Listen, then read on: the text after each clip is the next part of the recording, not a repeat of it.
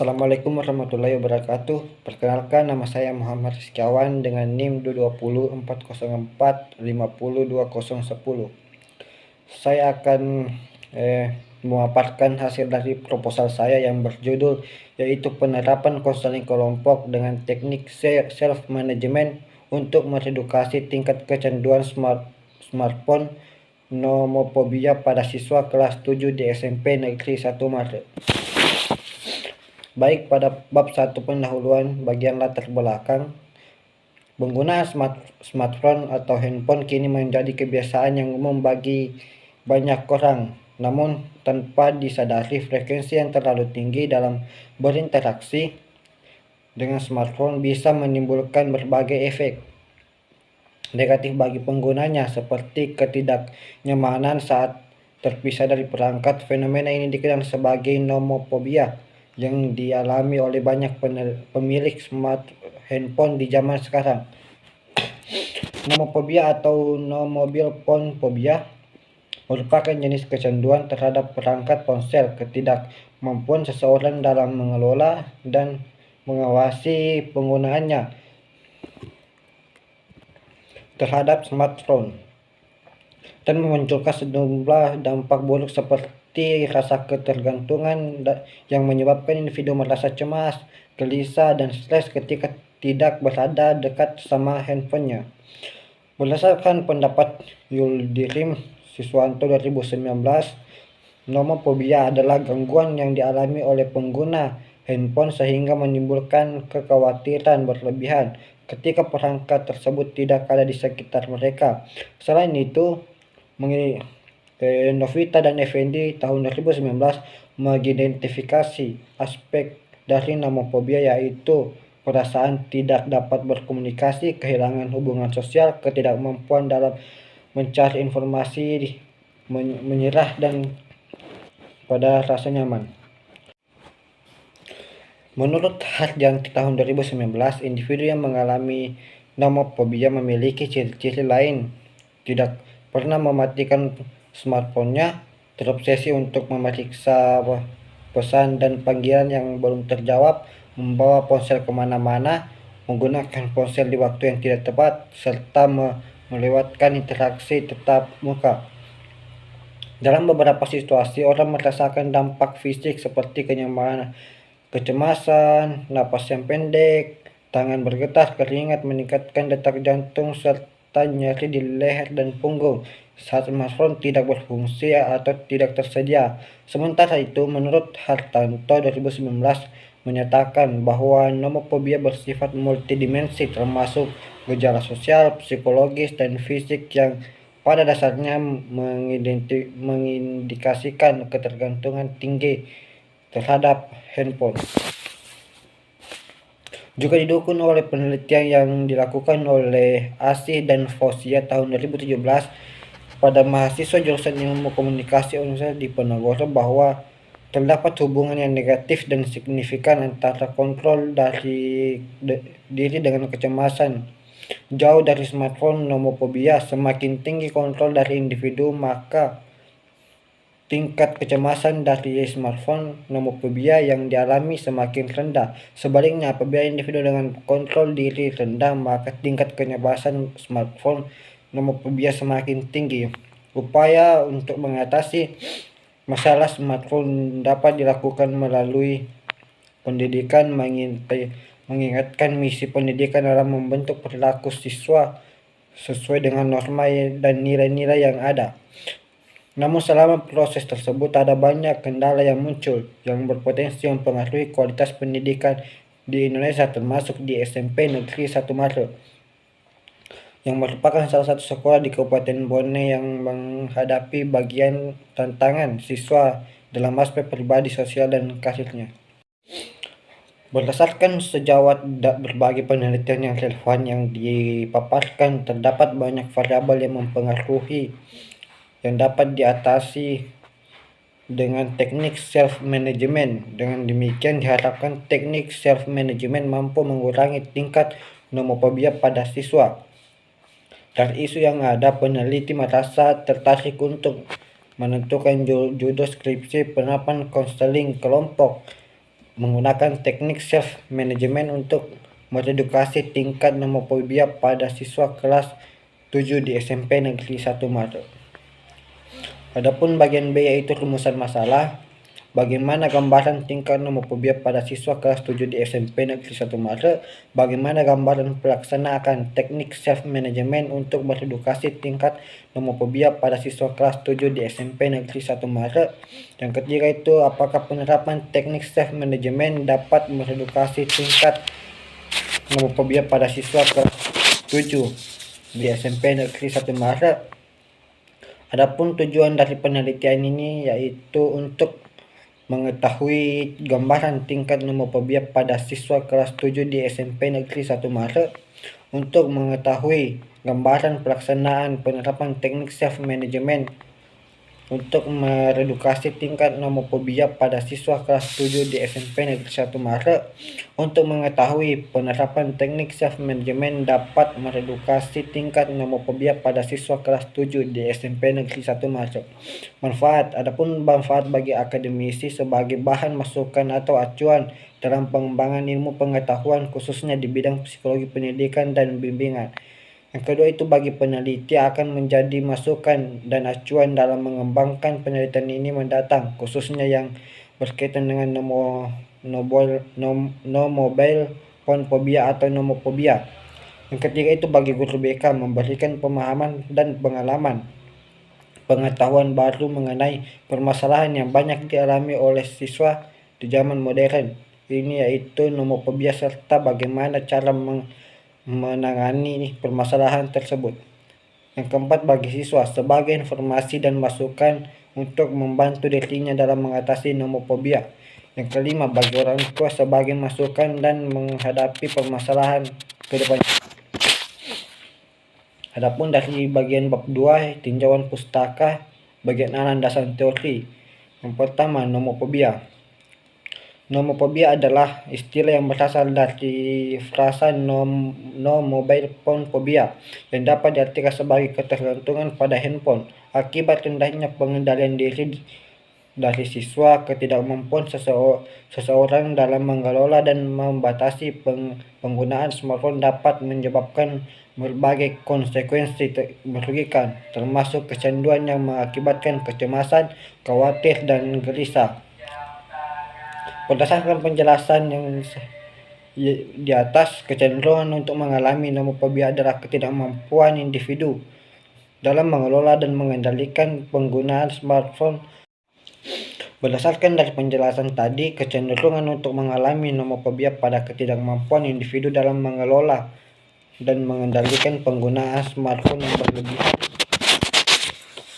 yang berlebihan kemudian memunculkan efek negatif. Aspek nomofobia. Aspek pertama ini berhubungan dengan rasa kehilangan yang dialami oleh seseorang ketika komunikasi terputus dan mereka tidak dapat memanfaatkan fitur di smartphone atau handphone untuk berinteraksi. Yang kedua itu, dampak terhadap hubungan. Dalam aspek ini berfokus pada perasaan individu yang mengalami kehilangan hubungan ketika tidak dapat berhubungan dengan aplikasi di handphone mereka dan merasa terputus dari identitas sosialnya. Yang ketiga itu, kesulitan mengakses informasi. Aspek ketiga ini berkaitan dengan rasa tidak nyaman yang dialami individu ketika berusaha untuk mendapatkan atau mencari informasi yang bisa dibagikan di media sosial. Yang keempat itu, menyerah. Poin keempat ini berhubungan dengan rasa nyaman yang dirasakan individu saat menggunakan handphone, serta keinginan untuk selalu memanfaatkan kenyamanan yang ditawarkan oleh perangkat tersebut. Ciri-ciri penderita nomofobia yaitu menghabiskan waktu untuk bermain handphone, sering melihat atau mengecek handphonenya, jarang mematikan handphone saat tidur, kurang nyaman berkomunikasi secara langsung, biaya yang dikeluarkan untuk kebutuhan smartphone cukup tinggi. Gejala nomofobia: merasa tidak cukup atau kehampaan tanpa handphone, memeriksa smartphone setiap waktu, merasa putus asa saat baterai smartphone habis, takut mengalami kelupaan dan meletakkan smartphone di tempat dan tidak bisa digunakan, membawa smartphone di tempat yang tidak biasa. Faktor yang mempengaruhi nomofobia: penggunaan berlebihan dari kurangnya pengendalian diri dapat mempengaruhi kebiasaan, menyebabkan ketergantungan pada ponsel yang dihubungkan dengan kondisi nomofobia. Menjelaskan bahwa penyebab utama munculnya nomofobia termasuk kesulitan dalam mengelola dan mengendalikan diri. Dampak nomofobia: yang pertama itu stres. Penderita nomofobia memiliki kecenderungan terhadap tingkat stres yang tinggi. Tingkat stres inilah yang kemudian menjadi tingkat emosional orang tersebut menjadi tidak stabil. Yang kedua, kehilangan fokus. Orang yang mengalami nomofobia akan memiliki ikatan yang kuat dan perangkat mereka ingin mengakibatkan perhatian selalu terlihat untuk ponsel mereka. Yang ketiga, penurunnya keterhubungan sosial. Mereka yang mengalami nomofobia cenderung menghabiskan waktu dengan ponsel mereka. Yang keempat, masalah tidur atau insomnia. Salah satu dampak dari nomofobia dapat muncul dalam bentuk gejala gangguan tidur, ketidakmampuan untuk berpisah dari ponsel. Yang kelima itu penurunan produktivitas. Ketika seorang hanya terpusat pada smartphone, perhatian terhadap hal lain menjadi terpecah, menyebabkan manajemen waktu yang buruk dan penurunan kualitas hasil kerja. Yang kedua itu self management. Menurut pandangan Skinner,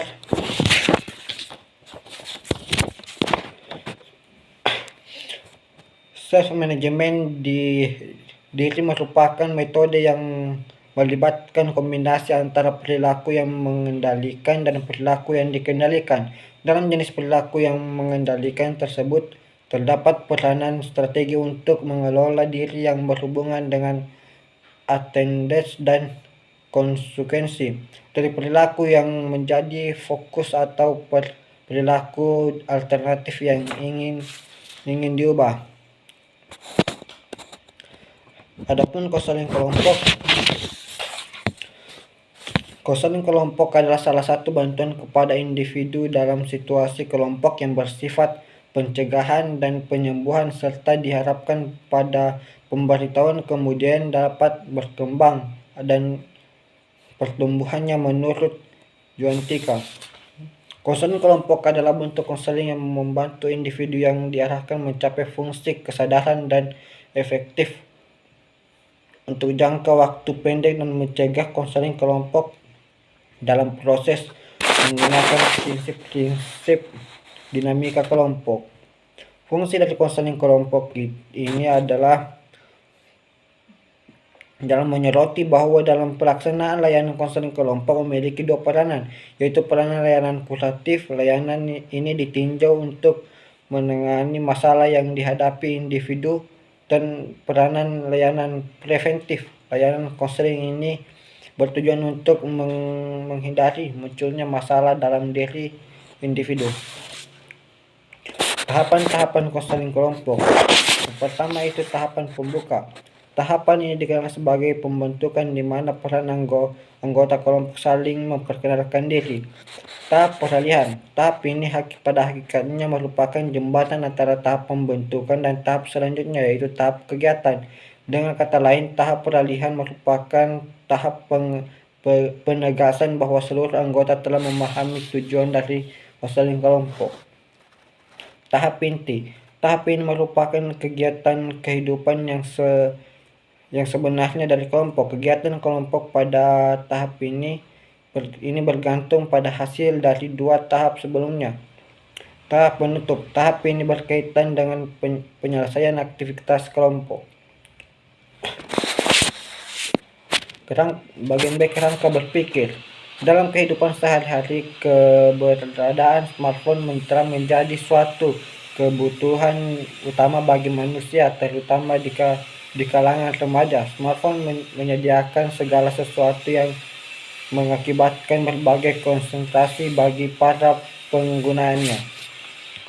Timbulnya rasa malas dan berkurangnya interaksi sosial pada siswa, jumlah waktu yang seharusnya dihabiskan untuk menggunakan smartphone sehari-hari tidak seharusnya melebihi 8 jam. Jika menggunakan melebihi batas tersebut, ketidakmampuan seseorang dalam mengatur dan mengontrol diri saat menggunakan handphone dapat menghasilkan hasil yang negatif. Adapun dari bagian bab 3 yaitu metode penelitian, pendekatan dan jenis penelitian. Pendekatan yang dipilih dalam penelitian ini adalah pendekatan angka dengan tipe penelitian yang berbasis eksperimen. Variabel dan desain penelitian. Variabel adalah objek penelitian yang menjadi titik peralihan dalam suatu penelitian. Penelitian ini mengkaji dua variabel yaitu variabel X dan Y. Desain penelitian.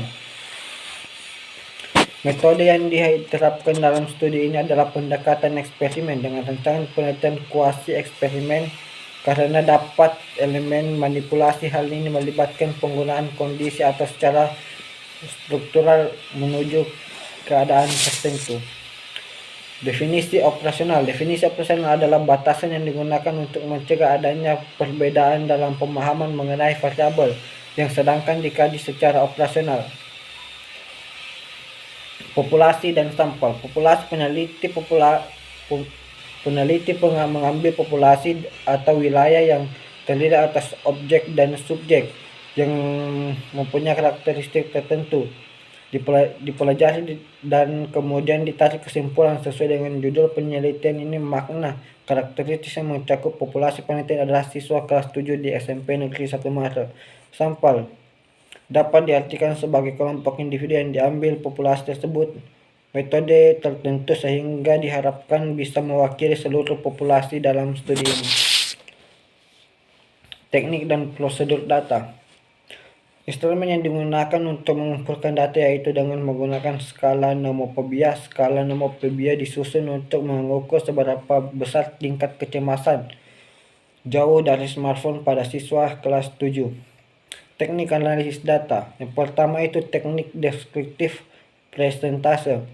Analisis statistik deskripsi ini menggambarkan tingkat nomofobia pada siswa kelas 7 di SMP Negeri 1 Maret. Yang kedua itu analisis statistik interferensial. Analisis yang digunakan untuk menguji hipotesis yang telah dijatuhkan. Hipotesis yang diuji dengan statistik pemeriksa parametrik yang menggunakan penggunaan tes masyarakat bahwa data ya setiap variabel yang akan dianalisis harus berdistribusi normal dan homogen. Baik, itulah dari saya. Assalamualaikum warahmatullahi wabarakatuh.